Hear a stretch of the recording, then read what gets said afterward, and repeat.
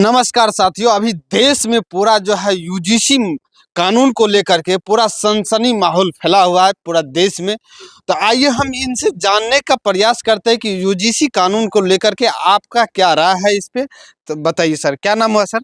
जयराम जय। और मेरा राय है ये कि 14 साल में पहली बार कोई ऐसा फैसला लिया गया मोदी जी की तरफ से जिसमें 90% लोग मोदी जी के समर्थन में है और देश एकत्रित हो गया है।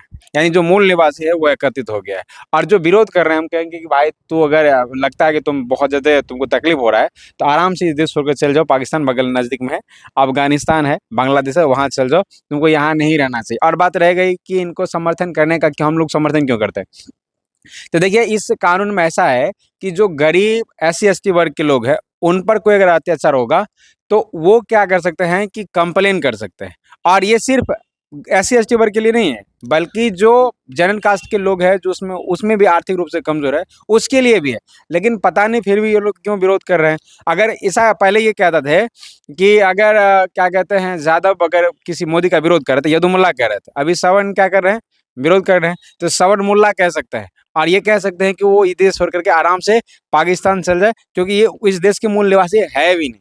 सर एक चीज बताइए कि ये कानून जो लागू हुआ था, क्या इसका गलत भी उपयोग हो सकता है क्या? हाँ, लेकिन एक कंडीशन में गलत उपयोग हो सकता है। इसके लिए हम कहेंगे कि नहीं, तो वहाँ थोड़ा-सा हाइलाइट करना बहुत ज़रूरी है कि उसमें ये स्पष्ट करके नहीं लिखा हुआ है कि अगर कोई किसी पर बिना मतलब उस ठोस सबूत के साथ आरोप लगाता है तो कोई दिक्कत नहीं। अगर बिना किसी सबूत के अगर आरोप लगाता है, जिनके पास सबूत नहीं है फिर भी आरोप लगा रहा है, फर्जी या साबित हो जा रहा है, तो उस पर क्या कार्रवाई होगा, ये चीज़ नहीं लिखा हुआ। अगर ये लिखा रहता तो हमें लगता है कि आधा माहौल यहीं शांत हो जाता।